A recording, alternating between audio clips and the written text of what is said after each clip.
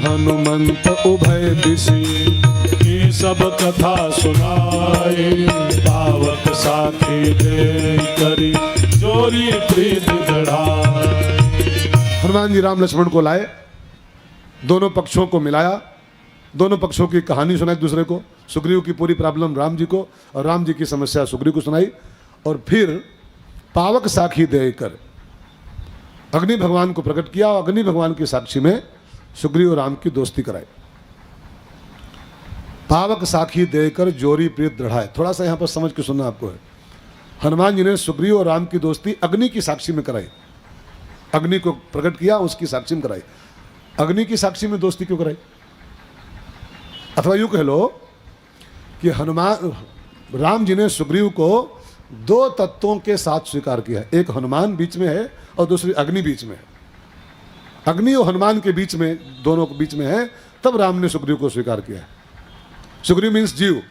और जिस जीव के पास दो तत्व होते हैं, हनुमान और अग्नि, वो राम को प्रिय हो जाता है, राम को स्वीकृत हो जाता है। अग्नि, पावक कहते हैं अग्नि को। लेकिन इस समय पावक में जानते हो कौन है? इस समय खाली अग्नि नहीं हो, अग्नि नहीं है। रावण जब जानकी जी को हरने आया था ना, तो हरने आ रहा था उठाने के लिए, उसके पहले भगवान राम ने सीता मैया से क्या कहा था? हाँ, कि रावण आ रहा है और आपको उठाने आ रहा है, मैं नहीं चाहता आपको उठा पाए। कहा फिर? तो कहा फिलहाल तुम एक काम करो, तुम पावक महु करो निवासा, तुम अग्नि में निवास करो, पावक में। तो इस समय सीता कहाँ है? सीता इस समय कहाँ है जी?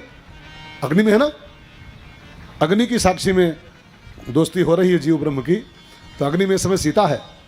और सीता माने क्या होता है? भक्ति। सीता मीन्स भक्ति। तो एक तो भक्ति हमारे पास चाहिए। भक्ति का जब माध्यम बनता है, जब भक्ति मध्य में आती है, तब किसी भी जीव को ब्रह्म स्वीकार कर दे। जाति पात पूछे नहीं कोई, अब किस कास्ट के हो, किस कुल गोत्र के हो, इसका भगवान से कोई संबंध नहीं। मानव एक भगत करना था। अगर भक्ति आपके पास है, भक्ति माध्यम बनी है, तो आप मुझे स्वीकार हो, और नहीं तो बेकार हो, बेकार हो। तो अग्नि साक्षी में इसका अर्थ बने कि आग जलाई होगी वहां पर। आग बने सीता, इस समय सीता आग में है, और सीता बने भक्ति। तो एक तो भक्ति की का माध्यम चाहिए, और दूसरे हनुमान चाहिए। हनुमान बने क्या होता है? गुरु। गुरु, हनुमान का अर्थ है गुरु होता है। तो गुरु मध्य में हो और भक्ति हमारे साथ हो, भक्ति मध्य में हो। जो भक्ति करता है और गुरु की कृपा उसके साथ होती है, गुरु उसके बगल में खड़ा होता है, तो फिर किसी भी सुग्रीव को राम जी स्वीकार कर लेते हैं। अगर आप भी चाहते हो, सुग्रीव माने सुग्रीव नहीं, जीव, जीव मात्र सुग्रीव है। अब किसी भी जीव को राम जी तभी स्वीकार करें जब भक्ति मध्य में हो और गुरु का माध्यम हो।